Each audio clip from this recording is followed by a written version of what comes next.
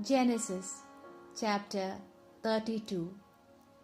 Next morning, Laban rose up early, and after kissing his grandchildren and daughters, he blessed them and returned to his home.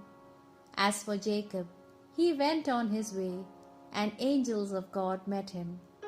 On seeing them, Jacob exclaimed, "This is God's camp," and he named the place Mahanaim.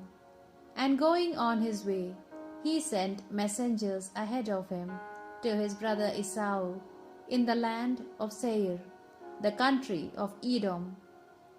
Jacob sent Esau this message: "Thus says your servant Jacob, I have been staying with Laban until now.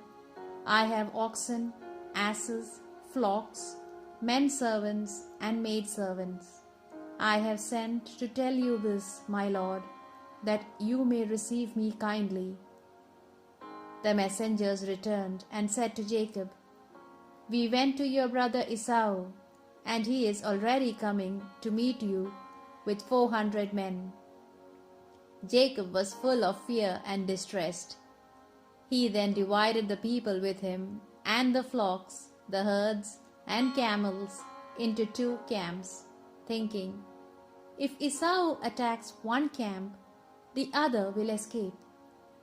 And Jacob said, "O God of my father Abraham and of my father Isaac, O Lord, who said to me, 'Return to your country, to your relatives, and I will make you prosper,' I am unworthy of the kindness and faithfulness you have shown to your servant.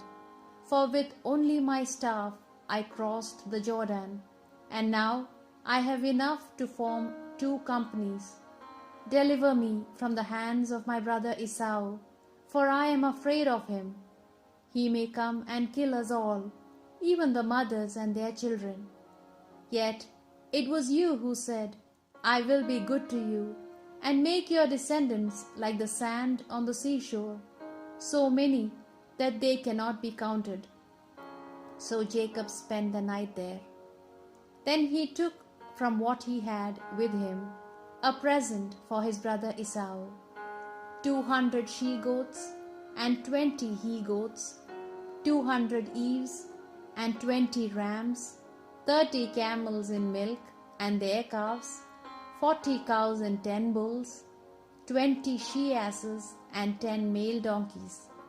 He put them in the care of his servants, each herd by itself, and said to his servants, "Go ahead of me, and leave a space between each herd." He instructed the leader, "When my brother Esau meets you and asks, 'To whom do you belong? And where are you going? Who is the owner of the animals you are driving?' then you shall say, 'They belong to your servant Jacob. It is a present he is sending to my lord Esau. He himself is coming along behind us.'" Jacob ordered the 2nd and 3rd servants and all who were following the herds in the same way. "This is what you shall say to Esau when you meet him: 'Your servant Jacob is following.'"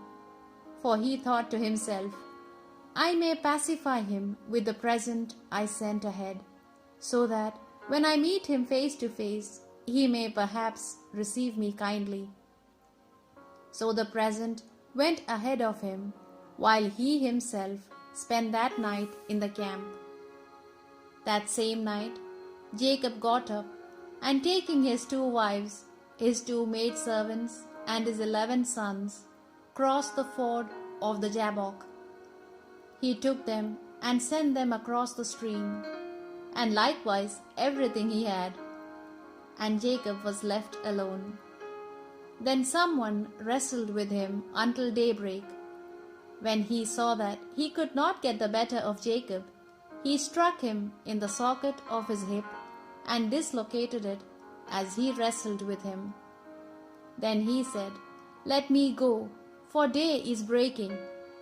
But Jacob said, "I will not let you go until you have given me your blessing." He then said, "What is your name?" Jacob was the reply. He answered, "You will no longer be called Jacob, but Israel, for you have struggled with God and with men and have prevailed." Then Jacob asked him, "What is your name?" He answered, "Why do you ask my name?" And he blessed him there. So Jacob called the place Peniel, saying, "I have seen God face to face and survived." The sun rose as he passed through Peniel, limping because of his hip.